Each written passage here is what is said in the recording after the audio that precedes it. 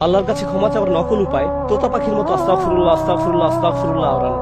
অনেকে এটা এতই কৃত্রিম ভাবে করে যে আলী রাদিয়াল্লাহু আনহু একবার একজনকে এমন করতে দেখে বললেন, তোমার ইস্তিগফারের জন্য ইস্তিগফার করা লাগবে, কারণ আপনার জিভ শুধু কতগুলো আরবি শব্দ আওড়াচ্ছে আর কিছুই না। আল্লাহর কাছে সত্যিকারের ক্ষমা চাইতে আমাদেরকে বাধা দেয় একটা জিনিস, নিরাশা। কিছু মানুষ ধরেই নিয়েছে যে আমি অনেক খারাপ কাজ করেছি, আল্লাহ আমাকে খুব একটা পছন্দ করেন না। অনেকে আবার এমনও বলে, আমি নিজের কানে শুনেছি যে আল্লাহ আমাকে ঘৃণা করেন, আল্লাহ আমাকে ঘৃণা করেন, আল্লাহ আমাকে দেখতে পারেন না, আল্লাহ আমার উপর রেগে আছেন কারণ আমি অনেক অনেক খারাপ কাজ করেছি। আমি জানতাম আল্লাহ চান না আমি এটা এটা করি, তাও আমি করেছি, বারবার করেছি।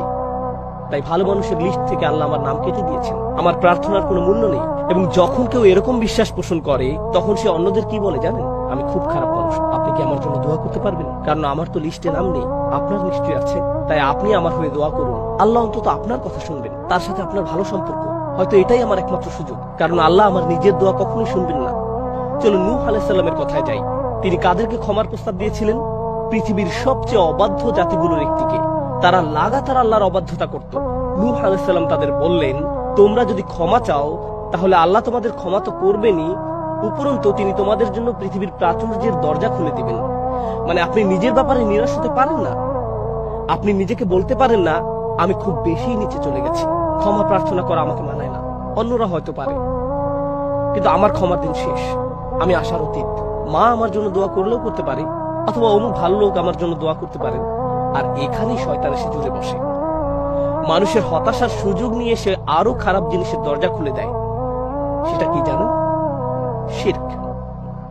শয়তান নকল ধর্মগুলো নিয়ে এসে তাকে বলে, তুমি খুব বড় গুনাহগার, জিসাস তোমাকে ক্ষমা করবেন।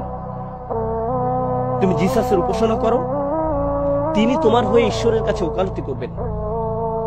অথবা অমুক পীরের কবরে যাও, তার কাছে প্রার্থনা করো, তার কবরের সামনে মন্ডা মিঠাই রেখে আসো, তাহলে সে আল্লাহর কাছে তোমার সমস্যাগুলোর সমাধান চেয়ে নিবে। কারণ তুমি খুব বড় গুনাহগার, তুমি সরাসরি আল্লাহর কাছে চাইতে পারো না। কিন্তু পীর সাহেব আল্লাহর কাছে সম্মানীয়, তাই তার মাধ্যমে আল্লাহর কাছে পৌঁছাতে পারবে।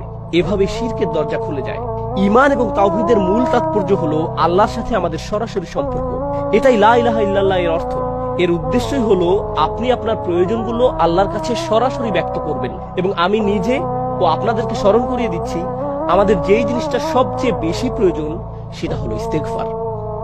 এখন ইস্তেগফার হতে পারে তোতা পাখির মতো জপ করা, অথবা হতে পারে মনের গভীরের উপলব্ধি। মানুষ মূলত নিন্দা সহ্য করতে পারে না। আমি যদি আপনার কোনো একটা ত্রুটি ধরিয়ে দিয়ে বলি, শুনলাম আপনি এটা বলেছেন, আপনি কেন এমন বললেন? আপনি বলবেন, আমি ওভাবে বলিনি, তুমি বুঝবে না আমার সমস্যা, না বুঝি কথা বলো না, তুমি পুরো ব্যাপারটাই জানো না। অথবা বললাম, আমি দেখলাম তুমি এটা এটা করেছো, সাথে সাথে আপনি রেগে যাবেন। বালিল ইনসানু আলা নাফসিহি বাসীরা ওয়ালাউ আলকা মাআযীরা। বরং মানুষ নিজেই তার নিজের সম্পর্কে চক্ষুষ্মান। যদিও সে তার অজুহাত পেশ করতে চাইবে, আল্লাহর কাছে ক্ষমা চাইতে হলে আপনাকে একটা সময় বের করতে হবে। আপনি আরবি না জানলেও ক্ষতি নেই। আপনি যদি শুধু বাংলা জানেন, শুধু ইংরেজি বা শুধু উর্দু জানেন, সমস্যা নেই। আল্লাহর সাথে নিজের ভাষায় কথা বলুন এবং মন থেকে আপনার গুনাহগুলো স্বীকার করুন। আর কোনো অজুহাত দিবেন না। এটা করা খুব কঠিন, কারণ মানুষ যখন নিজেকে আয়নাতে দেখে তখন নিজেকেও মিথ্যা বলে। নিজেকে বলে, আমি অতটাও খারাপ নই, আমি যা করেছি তার পেছনে কারণ আছে, আমি অনেক কষ্টে ছিলাম। কিন্তু যখন আপনি আল্লাহর সামনে দাঁড়াবেন তখন অজুহাত দেবার কথা ভুলে যান, কারণ আপনার সব অজুহাত তিনি আগে থেকেই জানেন। তিনি জানেন আপনি কি কষ্ট সহ্য করেছেন, তিনি আপনার সমস্যাগুলোর কথা জানেন। ইয়া রব, আমি অনেক মানসিক চাপে ছিলাম, তাই মদ খেয়েছি। এই ধরনের কৈফিয়ত তাকে দিবেন না, কারণ তিনি এসবের ব্যাপারে আপনার থেকেও ভালো জানেন। তার সামনে আপনাকে আসতে হবে সম্পূর্ণ আত্মসমর্পণ করে, কোনো ঢাল বর্ম ছাড়া, সব দ্বিধা, লজ্জা বা অস্বস্তি পেছনে ফেলে। আপনি অন্য কারো কাছে স্বীকার করতেও লজ্জা পাবেন যতক্ষণ না আপনি একেবারে খোলাখুলি ভাবে আল্লাহর কাছে সব স্বীকার করেন। আপনি যেসব খারাপ কাজ করেছেন, যেসব ভুল করেছেন, সব। আর আমি আপনাকে বলছি, যখন আপনি আপনার অন্তরের ময়লাগুলোকে শব্দে পরিণত করবেন তখন আপনার গাল বেয়ে কান্না ঝরতে বাধ্য।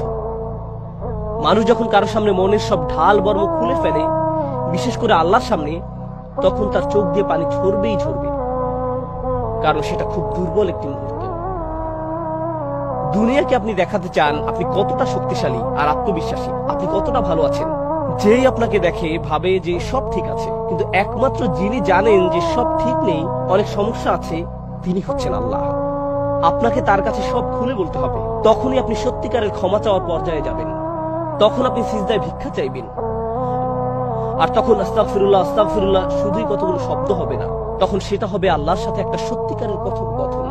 আল্লাহ আযজা ওয়া জাল্লার কাছে সত্যিকারের স্বীকারক এটা যে কতটা কার্যকরী সেটা নিজে করে দেখুন। আপনার একান্ত নিজের জন্য একটা সময় বের করতে হবে, আর কেউ যেন কিছু শুনতে না পায়। হয়তো মধ্যরাত আপনার জন্য সঠিক সময় না, যদি এমন হয় যে আপনার স্ত্রী আপনার পাশে শুয়ে সব শুনতে পাচ্ছেন। হয়তো আপনি যখন গাড়িতে একাকী বসে আছেন সেটাই সময়, একা হওয়াটাই জরুরি। এটা আপনার আল্লাহর সাথে একান্ত সময়, এবং কথাগুলো উচ্চারণ করুন, নিজেকে বলতে শুনুন, ফিসফিস করে বলবেন না। আর যদি আপনি কয়েকটা দোয়া আরবিতে মুখস্থ করে তোতা পাখির মতো আওড়াতে থাকেন, যেগুলোর অর্থ আপনার অজানা, সেই দোয়াগুলো অনেক সুন্দর ও জোরালো, আপনি সেগুলো আওড়াচ্ছেন অথচ আপনার মন সেগুলো বলছে না, শুধু আপনার জিভ বলছে, তাহলে আপনি ইস্তেগফার চাওয়া শুরুই করেননি। আপনি যে আরবি দোয়াগুলো বলছেন তার জন্য আল্লাহ আপনাকে প্রতিদান দিন, কিন্তু এটাকে ইস্তেগফার বলে না। ইস্তেগফার অন্য জিনিস। এবং যখন অশ্রু ঝরে, যখন মনের দ্বিধা খুলে যায়, তখন প্রাচুর্যের দরজা খুলে যায়।